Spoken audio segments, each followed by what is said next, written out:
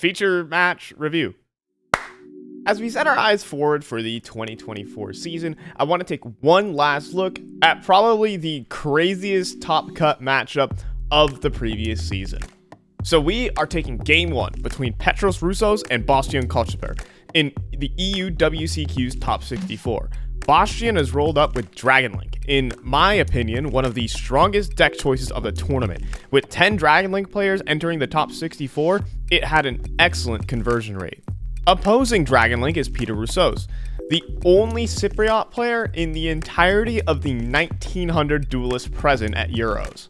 And well, he made the top 64 playing the most jank deck to top the 2023 season, Earth Machine. Okay, so while Petros executes his opening combo, let's talk matchup. Both of these decks are surprisingly similar in playstyle. Each deck seeks to drop a massive opening combo that, while doesn't lock your opponent out of the game, generates sheer amount of resources while putting up big boss monsters. Both decks then want to spill over their opening combo into a massive push on turn 2 to win the game. Earth Machine definitely has some help with the most iconic OTK powerhouse in Yu-Gi-Oh! Super Dreadnought, Rail Cannon, Juggernaut, Leva?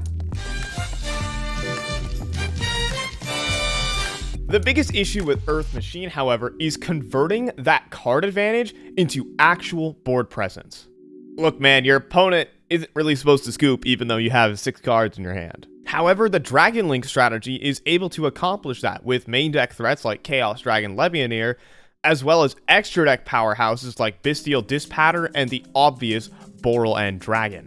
There are some really cool things the Earth Machine deck can do, like hard making Zeus with 2 level 12 monsters and access to a host of strong XYZs that can put pressure on the opponent. Alongside that, massive beat sticks like Machina Citadel and Machina Ruin Force that assist in the OTK. But overall resiliency of these cards to play through disruption is quite difficult. But going first, you would have to think that Petros has a small advantage. As he moves through his mainline combo with his Machina cards, his Ruin Force in the graveyard gets banished by Bestial Magnamut. Bastian takes away a resource of Petros while generating a search for any dragon in the game. In the end phase. Oh yeah, let's go ahead and put up the ticker. Petros continues his combo, and he ends on his Super Dora, basically an unkillable 4000 defense dude that will turn into an OTK machine next turn. Alongside that, a negate with Therion King Regulus, and a Machina Citadel in the graveyard ready to summon itself. Also, in typical Earth Machine fashion, he has 5 cards in his hand. I love this deck. In the end phase, Bastian searches with Magnamut for Absolouter, and summons Bestial Serenir from his hand. I think you know your deck is pretty good when you start your own turn with 2 monsters on your field. Bastian draws for turn. Normally these Bestials on their own wouldn't really pressure the board of Petros. His monsters are gigantic and hard to get rid of. But you know what else is terrifying? Bastian normal summons Rocket Tracer, and immediately threatens to make Baron Defleur. And Earth Machine doesn't have any interruption that can contest this. Baron is synchro summoned, and Serenir sends Lubellion from the deck to the graveyard. Already, Petros is on the back foot. But as long as his Super Dora remains on the field, his odds of making it to the next turn are very high. But for now, that doesn't matter. Bastian gets to work cranking out a Dragon Link board. Now, it starts off pretty funny with the effect of Baron Defleur to destroy the set card of Petros, which happens to be an urgent schedule, triggering its effect to add an Earth Machine from the deck to the hand. Next up is Lubellion, summoning itself from the graveyard and placing Branded Regained onto the field. This is followed by a juicy Chaos Space that sends Absolouter from the hand to the graveyard and adds White Dragon and quickly another Tracer to the hand. White Dragon summons itself and is quickly linked into Striker Dragon, getting Boot Sector Launch to the hand. Bastian completes the board break with a very nifty interaction. He summons Chaos Dragon Legionnaire, banishing Light and Dark monsters, allowing its effect to destroy 2 cards on the field as Chainlink 1, but as Chainlink 2, he uses his Branded Regained to return a banished monster to the deck and to draw a card. Here's another ticker. Petros is only allowed to respond directly to the Branded Regain, and so his last real piece of onboard interaction, the Therion King Regulus, goes down without a fight. However, on a new chain link, Petros activates Machina Citadel's effect in the graveyard to summon itself. And without a moment to think, Bastian fires his Baron de Fleur's effect to negate. Right after, though, Petros pulls a bit of a sneaky maneuver. He chains his double-headed Anger Knuckle to special summon the Machina Citadel. So Machina Citadel has the effect to essentially completely wipe the board of Bastian. But what's the catch? Citadel's effects are negated by double-headed Anger Knuckle. But hey guys, we play rogue decks for a reason. Bastian gets to summon Bestial Magnum from his graveyard with Branded Regain, landing another search in the end phase, and likely thinking that Machina Citadel's effect was live, bites down on Petros' bluff. Giga Chad Bastian, afraid that his board was about to get nuked, takes 5 monsters from his field, sends them to the graveyard, and summons a Boral End Dragon the old-fashioned way as Yu-Gi-Oh! Intended. None of those fancy Link 3 monsters. Bastian attempts to use Boral End Dragon to negate the Machina Citadel, but is quickly told by Petros that he can't because its effects are already negated. And I think it just dawned on Bastian. But it might not matter so much because Bastian has so much card advantage. Hold on, let's bring up the ticker. This is definitely one of my favorite kind of turns in Yu-Gi-Oh! Bastian doesn't need any of those fancy Dark Ruler no mores of any of that. He broke a board by slinging Bestials and rockets at his opponent.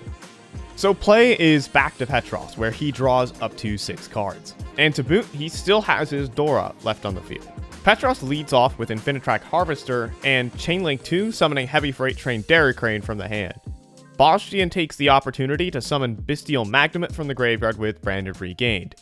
A little sequence starting with a Book of Moon on the Dairy Crane, a change of the Super Dora to attempt to make it unaffected, and then quickly met with the effect negation of Boral End Dragon, ending that line.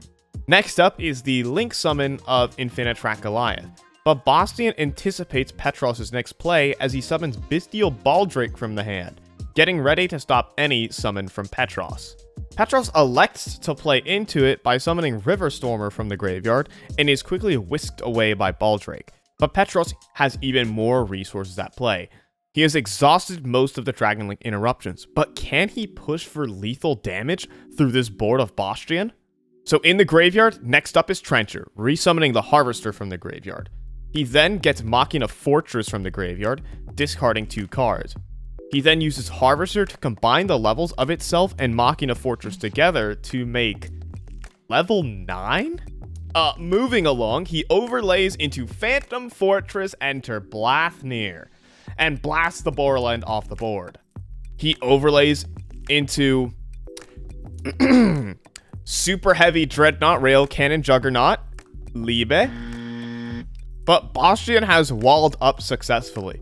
Without a way to summon Machina Citadel from the graveyard to clear the field and his Machina Ruin Force in the banished pile, all Petros is able to do is walk over the majority of Bastian's monsters and pass turn on a Zeus.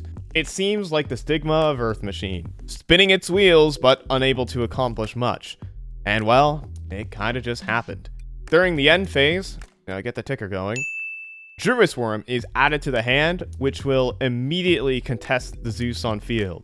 Bastian begins his turn with 6 cards in hand. So well, saving some time, Bastian is once again able to bounce back into the board by summoning Chaos Angel, then landing Disseal Dispatter on the board, which summons from the banished pile the Boral End that Petros nicely banished for him, for an easy line to lethal damage with Chaos Dragon Legionnaire being added back to the hand and destroying the rest of Petros' board.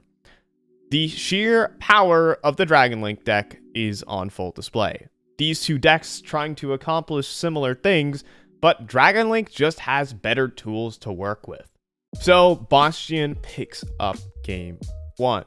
But what about the rest of the duel? I'm sure some of you who have watched this match, it's probably the most asked for match on this entire channel, are wondering, how else did this go down? What happened in games 2 and 3? Well, they got a little technical. So going into game 2, Bastian once again breaks through the board of Petros after Droll and Lockbird shocks the Earth Machine deck. But on technicalities, Bastian made 2 illegal summons when trying to assemble his Dragon League board while playing under Petros' own Droll Lockbird. First, he summoned Chaos Angel while Guard Dragon Pisty was on the board, and then attempted to make a Quad Boral Dragon without a Rocket Monster. And so Bastian was forced to concede Game 2 by play error. And Game 3 is starting with 5 minutes remaining on the clock. Bastian immediately full commits into a Scarlight Red Dragon Archfiend to inflict burn damage to Petros. But Petros smiles and waves as he's held his Imperm for this exact moment. And the hand of Bastian isn't powerful enough to push through this infinite impermanence. He has to end on Borreload's Savage, pass. As the clock hits 0, it is Petros' main phase 1. Book of Eclipse immediately deals with the Borreload Savage Dragon. And thank you, Olampian Koenig. A good old Gustav Max burn for 2,000 damage ends the game, and that's time of the round.